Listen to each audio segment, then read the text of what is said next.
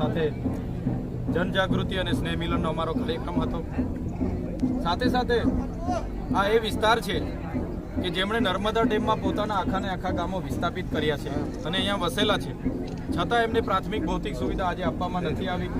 સરકારોએ જે વચનો આપ્યા હતા શિક્ષણ, આરોગ્ય અને સિંચાઈના અને એક વ્યક્તિને નોકરીના, એ પણ સરકારોએ પાડ્યા નથી।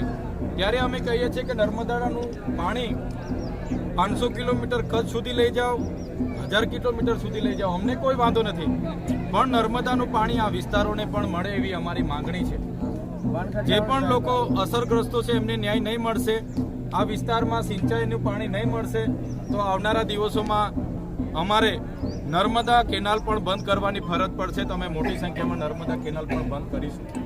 સાથે સાથે તણખલામાં જે પણ એપીએમસી છે એમાં જે એમનું શોપિંગ સેન્ટર એમણે બનાવ્યું છે, દુકાનો બનાવી છે, એમાં જાતિવાદ જ્ઞાતિવાદ કરીને એમણે અહીંના આદિવાસી જે 10 દુકાનદારો હતા એમની દુકાનો લઈ લીધી છે અને બહારના લોકો જે પરપ્રાંતિયો છે તે અહીંયા નેતાગીરી કરી રહ્યા છે ને એમણે આ દુકાનો છીનવી લીધી છે। ત્યારે એમાં વહીવટીતંત્ર ન્યાય કરે, નહીં તો આવનારા દિવસોમાં અમે પોતે તણખલા આવીશું, અમારી હાજરીમાં કે જે પણ લોકોનો કબજો હશે અમે હટાવીશું અને છોડાવીશું, અમારા લોકોને અમે આપીશું।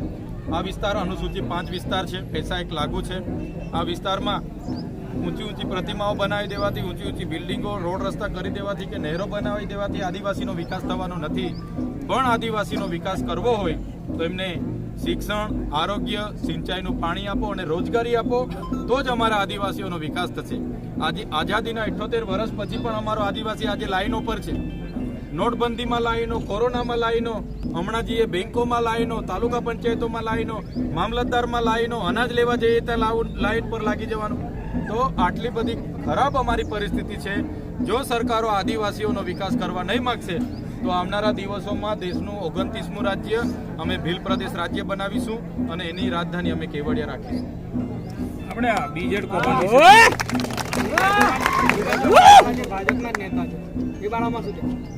જેટલા પણ લોકો ભાજપ સાથે જોડાયેલા છે એ માટી કૌભાંડો કરે છે, 2 નંબરના દારૂ જુગારના ધંધાઓ કરે છે અને આવી ફ્રોડ કંપનીઓ ઊભી કરીને હજારો કરોડના ગરીબ લોકોના એકના ડબલ કરવામાં 6000 કરોડનો આ ભૂપેન્દ્રસિંહ ઝાલાએ કૌભાંડ કર્યું। પણ એ ભાજપના સભ્ય હોવાથી સરકાર પડદા પાછળ એમને બચાવવા માટે ફરે છે। એવી રીતના એમના એક ધારાસભ્ય પર કેસ થયો અને આજે 85 દિવસ થયા, આજે પણ એ પોલીસ પકડથી દૂર છે।